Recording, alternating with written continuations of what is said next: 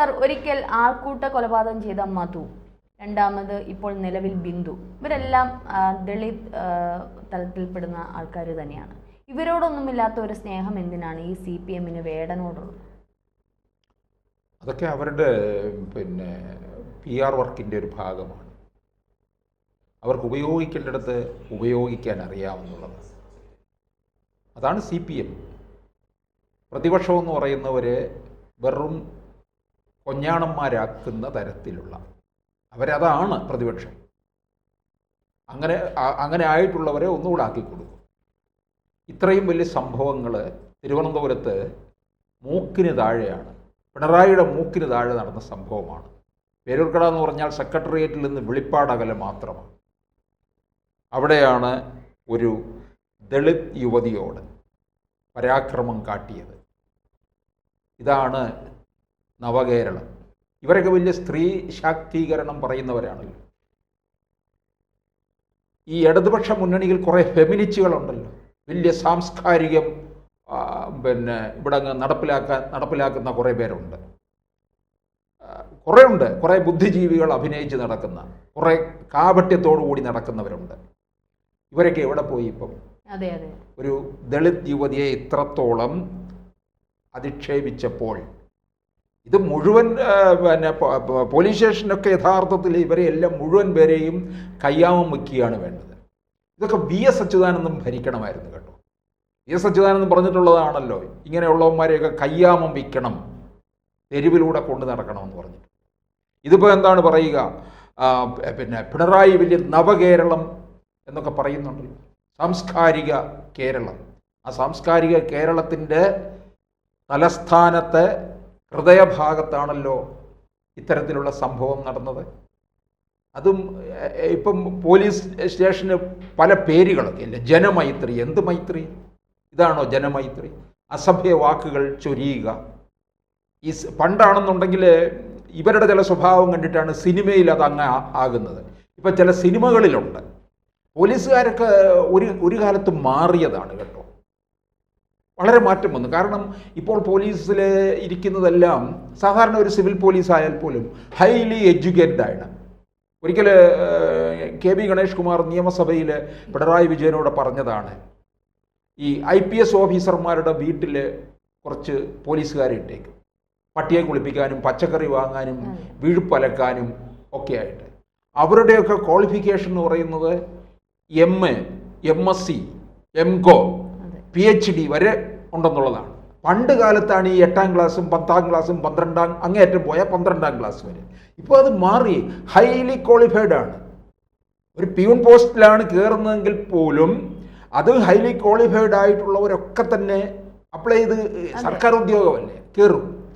അപ്പോൾ പുതിയ ഈ തലമുറയിൽ നിന്ന് കുറേ പേര് നല്ല ഉയർന്ന വിദ്യാഭ്യാസ യോഗ്യത ഉള്ളവർ വരികയൊക്കെ ചെയ്തു. അങ്ങനെ വന്നു കഴിഞ്ഞപ്പോൾ ഈ പോലീസിനകത്ത് കുറച്ച് മാറ്റം വരികയുണ്ടായി.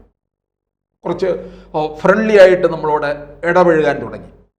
പഴയ പോലീസുകാരുടെ ഒരു സ്വഭാവം നോക്കിക്കഴിഞ്ഞാൽ എന്താടാ മാറടാ ഇങ്ങനെ പറയുന്ന ചില പോലീസുകാരന്മാരുണ്ടല്ലോ, അത് പോയി കഴിഞ്ഞപ്പോഴാണ് ഇവർ വന്നപ്പോൾ ഒന്നുകൂടെ ഫ്രണ്ട്ലി ആയത്.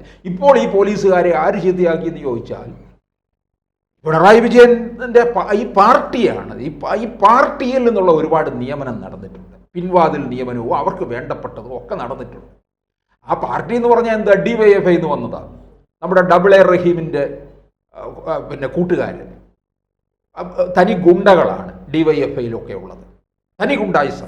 ജാതി വിവേചനത്തിനെതിരായിട്ട് ഏറ്റവും കൂടുതൽ CPM പ്രതിഷേധം ഉയർത്തിയത് ജാതി വിവേചനം പാടില്ല, അതായത് താഴേക്കുള്ള പട്ടികജാതി പട്ടികവർഗ വിഭാഗത്തിന് വേണ്ടി നിലകൊള്ളുന്ന ഒരു സർക്കാരാണ് ഇപ്പോഴും നമ്മൾ പറയുന്നത് CPM-നെ.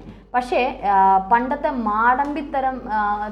മാടമ്പി സ്വഭാവമുള്ളവർ പോലും ഇത്തരത്തിൽ ബാത്റൂമിൽ പോയി വെള്ളം കുടിക്കുക എന്ന് പറയില്ല. ഒരു പക്ഷേ നമുക്കറിയാം, പണ്ടൊക്കെ നമ്മളുടെ കഥകളിൽ അല്ലെങ്കിൽ ആൾക്കാർ പറയുന്ന ചരിത്രം അനുസരിച്ച് കേട്ടിട്ടുള്ള മറ്റേ ഇലയുടെ കുമ്പിളിലൊക്കെ കഞ്ഞി കൊടുക്കുക, അത് മുറ്റത്തായിരിക്കും, അല്ലെങ്കിൽ അവർക്ക് വേറെ പാത്രത്തിൽ ഒഴിച്ചു കൊടുക്കും. പക്ഷെ ഒരിക്കലും അന്നത്തെയൊക്കെ രാജാക്കന്മാരോ അല്ലെങ്കിൽ അന്നത്തെ സവർണ ആൾക്കാരോ ഇത്തരത്തിൽ ബാത്റൂമിൽ പോയി അല്ലെങ്കിൽ ടോയ്ലറ്റിൽ നിന്ന് വെള്ളം എടുത്ത് കുടിക്കാൻ പറയില്ല. പക്ഷെ അവർക്ക് കൊടുക്കുന്ന പാത്രങ്ങൾ അത്ര പോലും ഇതില്ലാണ്ട് ഈ സ്ത്രീയോട്, ബിന്ദു എന്ന് പറയുന്ന സ്ത്രീയോട് നീ പോയി ബാത്റൂമിൽ നിന്ന് വെള്ളം എടുത്ത് കുടിക്കുക എന്ന് പറയുന്നത് ഇപ്പോൾ ശരിക്കും ആരാണ് മാടമ്പി? ഇവർക്ക് ഈ ദളിത് പ്രേമമൊന്നുമില്ലെന്നേ. CPM-ന്. പിണറായി വിജയൻ ചെയ്യുന്ന എന്താണ്? അവർ കുറച്ച് മുസ്ലിം സമുദായത്തിനോടുള്ള പ്രീണനം, ക്രൈസ്തവരെ അടുപ്പിക്കാൻ നോക്കുന്നുണ്ട്, അത് നടക്കുന്നില്ല. ഇതൊക്കെ ഉള്ളൂ. അവർ പിന്നെ ഈ പാർശ്വവൽക്കരിക്കപ്പെട്ടവർക്ക് വേണ്ടിയാണ് ഞങ്ങൾ ഇറങ്ങുന്നത് എന്നൊക്കെ കൊട്ടിഘോഷിക്കത്തതേ ഉള്ളൂ. അല്ലാതെ ഇവരൊക്കെ ഉയർന്ന ജാതിയിൽപ്പെട്ടവരെയൊക്കെ പരിഗണിക്കുന്ന ഒരു സ്വഭാവമാണ് CPM-നുള്ളത്. പക്ഷേ ഇതെന്തായാലും പിന്നെ വലിയ പ്രശ്നമാകുന്ന കാര്യം തന്നെയാണ്. ഞാൻ ആലോചിക്കുന്നത് ഇവിടുത്തെ പ്രതിപക്ഷം എവിടെ പോയി? BJP ഇതിനകത്ത് സജീവമായി നിൽക്കുന്നുണ്ട്. ഈ പിന്നെ കൊടിക്കുന്നിൽ സുരേഷ് എന്ന് പറയുന്ന ഒരു MP ഉണ്ടല്ലോ, കേരളത്തിൽ നിന്ന് പോയിരിക്കുന്ന ഒരു MP, 8 തവണയായിട്ട് ജയിച്ചു പോയിരിക്കുന്ന സിറ്റി മണിയൻ എന്ന പേരിൽ അറിയപ്പെടുന്ന കൊടിക്കുന്നിൽ സുരേഷ്. ഈ കൊടിക്കുന്നിൽ സുരേഷ് പിന്നെ KPCC ആസ്ഥാനത്ത് സണ്ണി ജോസഫ് സ്ഥാനമേൽക്കുമ്പോൾ എന്താണ് പറഞ്ഞത്? ഈ ചുവരുകളിൽ ഇരിക്കുന്ന 37 പേരുടെ പടത്തിലും ഒരു ദളിതൻ ഇല്ല എന്നാണ് പറഞ്ഞത്. അപ്പോൾ ദളിത് പ്രേമം കൊടിക്കുന്നിൽ സുരേഷിൻ്റെ എത്രത്തോളം ഉണ്ടെന്ന് നോക്കാം. ആ ദളിത് പ്രേമം ഇവിടെ ഒരു ദളിത് യുവതിയെ പോലീസ് സ്റ്റേഷനിൽ പീഡിപ്പിച്ചപ്പോൾ എന്താണ് കാണിക്കാത്തത്?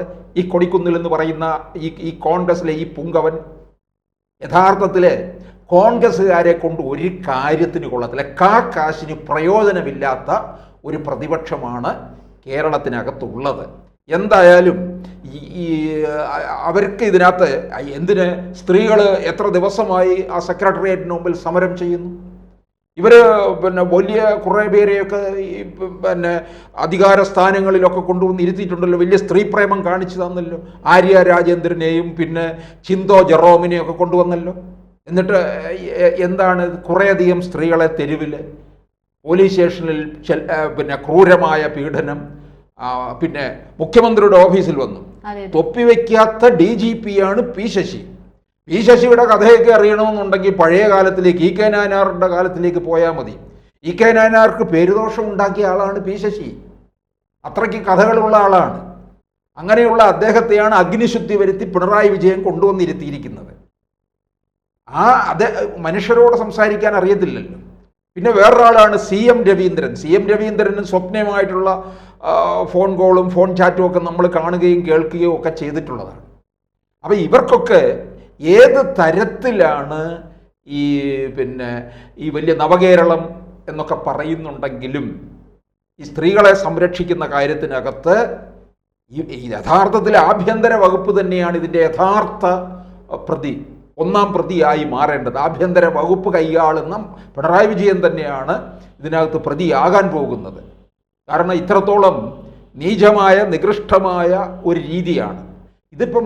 ഈ ദളിതരോട് ഇത് ആവർത്തിക്കപ്പെടുന്ന പീഡന കഥയാണ് വന്നുകൊണ്ടിരിക്കുന്നത്. ഇപ്പം നമ്മൾ പണ്ട് മധു അല്ലേ, ആൾക്കൂട്ട കൊലപാതകം, മധുവിനോട് കാണിച്ചതും ഒക്കെ ഒന്നും നമുക്ക് മറക്കാറായിട്ടില്ലെന്നുള്ളതാണ്. ഇതുപോലെ നിരവധി സംഭവങ്ങളൊക്കെ തന്നെ ഉണ്ടായിട്ടുണ്ട്.